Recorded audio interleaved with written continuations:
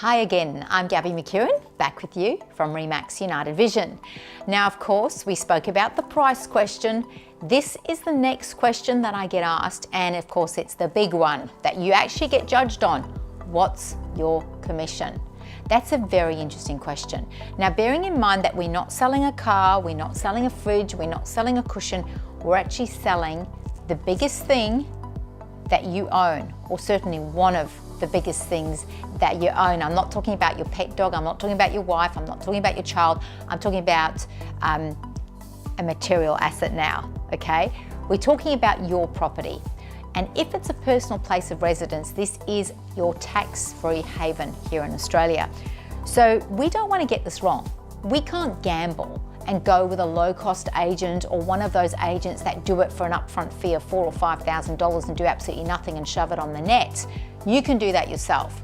So the reason you hire a real estate agent in the first place is so that they can actually get you the best possible price. So they're worth every cent you pay them in commission. Now, commissions typically around the area that I operate in will vary from about 2.5% up until about 3%. Yes, you're always going to get a cheaper agent, but at the end of the day, when you buy shoes, do you go with cheap shoes or do you go with good quality shoes? I don't know about you, but I'm wearing Ferragamos today. I like them, they're good quality, they look good, they're comfortable, they go with everything I wear, and I'm a quality person. So you've got to ask yourself, what's more important to me? Do I want to go with a quality person that has integrity, works hard, knows the market, and can maximize my results, or I'm more interested in how cheap they're going to be up front? Now, another thing to be on the lookout for is if an agent can happily negotiate their livelihood at the interview. How frigging good are they going to be when they're negotiating at the pointy end of the sale? Are they going to go for that extra $5,000 or $10,000? Are they going to go, nah, she'll be right, mate, I want to get home, I've had enough of this because I'm only doing it for 2.2%. Very, very good question. A good agent's a little bit like a bull terrier, and they will fight for every last cent they can get you. So they can look you fair and square in the eye before they go home late at night, because they're working late, they're burning the candle both ends, and they will say, I've got you the best price. There is absolutely no more. I've turned up the buyer, I've shaken him as hard as I can, and there are no more pennies to drop out of his pocket. Now that is what I call a negotiator, and they're worth every cent they pay.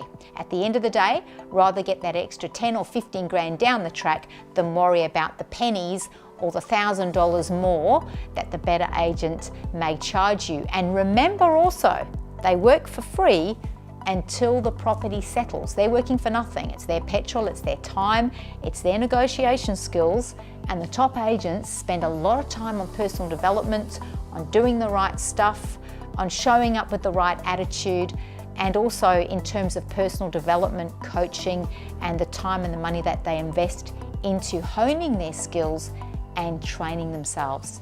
And they are worth every single cent. Now, the other thing you need to ask yourself is the agent doing the negotiation, or is there a designated team member or a PA or even a junior that's doing the negotiation and running around with the buyer? Now, this is where the difference is between teams and individual agents. For those of you that know me, you'll know that I operate as an individual agent. I'm not running a team. Yes, I have a team because I own an office as well, but I actually have an assistant, and I'm occasionally assisted by people, but I'm the one that does all the negotiation, I'm the one that writes the copy, and I'm the one that handles the A to Z of all the documentation when it comes to the sale. I don't do the admin, I don't do the databasing, I don't do the stuff that I can pay someone to do, but I do the big dollar activities which will maximize your sale. So that's another good question to ask when you're interviewing an agent is, are you working in a team environment, or will you handle my negotiation, and will you be dealing with the buyers at the open homes?